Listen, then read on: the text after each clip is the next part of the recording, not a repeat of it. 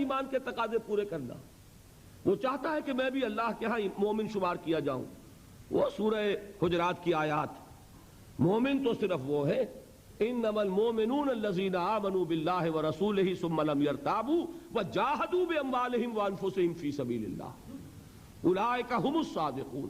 مومن تو صرف وہ ہے جو ایمان لائے اللہ پر اور اس کے رسول پر، پھر شک میں نہیں پڑے اور انہوں نے جہاد کیا اور کھپائے اس میں اپنی جانیں بھی اور اپنے مال بھی۔ سچے صرف یہ ہیں۔ تو جی تو ان کا بھی چاہتا ہے کہ مومنین صادقین کی فہرست میں ہمارا بھی نام ہو، لیکن جب آئی آزمائش، جب آیا مطالبہ، آؤ نکلو اب اللہ کے راہ میں، جان ہتھیلی پر رکھو، موقع آ گیا ہے، آؤ بھائی چلو نکلو اللہ کی راہ میں، یا ایسا وقت کٹھن آ گیا ہے اللہ کے دین کو پیسے کی ضرورت ہے، نکالو پیسے۔ اب وہ جان بھی عزیز، مال بھی عزیز، اب وہ گو مگو کی حالت میں گرفتار ہو گئے۔ اس لفظ کو یاد رکھ لیجئے، گو مگو، تربص، چلوں نہ چلوں، جاؤں نہ جاؤں، بڑھوں نہ بڑھوں۔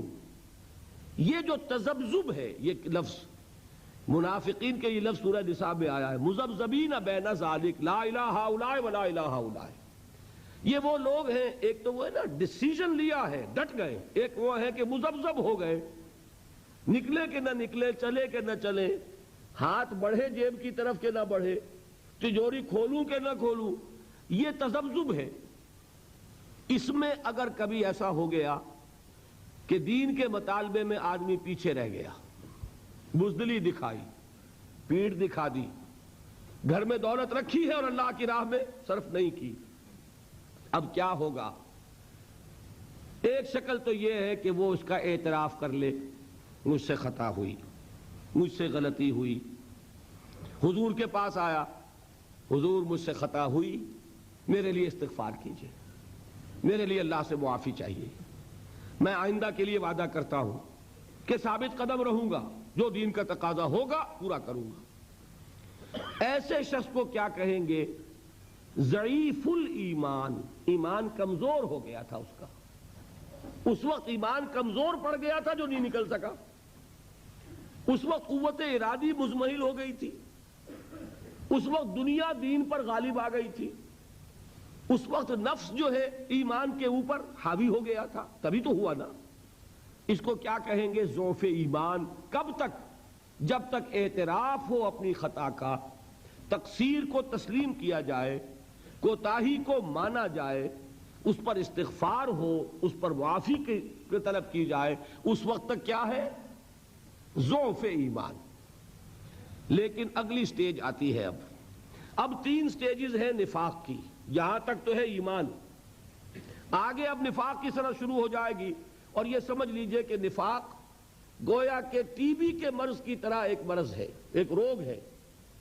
آپ نے، چونکہ میں اس لیے یہ مثال دے رہا ہوں کہ یہ عام طور پر آپ نے سنا ہوگا 3 سٹیجز ہیں ٹی بی کی، فرسٹ سٹیج، سیکنڈ سٹیج اور تھرڈ سٹیج میں پہنچ کے پھر اب تو خیر علاج زیادہ اس وقت ہو چکا ہے، ادویات بہت مؤثر ہیں، لیکن پہلے جب تک ہم بھی پریکٹس کر رہے تھے، جب تک اس وقت تک تھرڈ سٹیج میں پہنچے ہوئے شخص کے بارے میں امید نہیں رہتی تھی کہ اب اس کی شفا ہوگی۔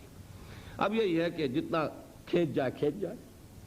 تو اسی طریقے سے نوٹ کیجئے گا 3 سٹیجز آئیں گی اس مرض کی، وہ میں ابھی بیان کر رہا ہوں۔ پہلی سٹیج کیا ہے کہ کئی مرتبہ اعتراف کرنے کے بعد آدمی کا نفس آمادہ کرتا ہے کہ میاں کیوں ہر دفعہ اپنے آپ کو ذلیل کرواتے ہو لوگوں کے سامنے، جھوٹ بول دو، جی یہ عذر تھا، یہ مجبوری تھی، یہ کمزوری تھی، کمزوری نہیں، یہ میرے لیے رکاوٹ تھی، خدا کی قسم میں تو آنا نہیں، ابھی اس کو بھی چھوڑیے، یہ سیکنڈ سٹیج میں آئے گا، میں تو آنا چاہتا تھا، میں نے پوری تیاری کر لی تھی، پوری آمادگی تھی، کیا کروں عین وقت پر بیوی بیمار پڑ گئی، فلاں یہ ہو گیا، یہ مصیبت آ گئی، اس کی وجہ سے میں نہیں آ سکا۔ اس میں کیا ہوا کہ عزت تو بچ گئی، عزت نفس انسان کی بچ گئی، لیکن جھوٹ بول دیا۔ یہاں جھوٹ سے یوں سمجھیے اب یہ ضعف ایمان نہیں رہا، یہ نفاق شروع ہو گیا۔ جب کئی مرتبہ یہ بات ہو جائے گی تو اب لوگوں کے نگاہوں میں اعتبار کم ہو جائے گا، یہ ہر دفعہ ہی کوئی مجبوری ہو جاتی ہے، یہ ہر دفعہ ہی کوئی عذر لے کر کھڑے ہوتے ہیں، لہذا اب ضرورت پیش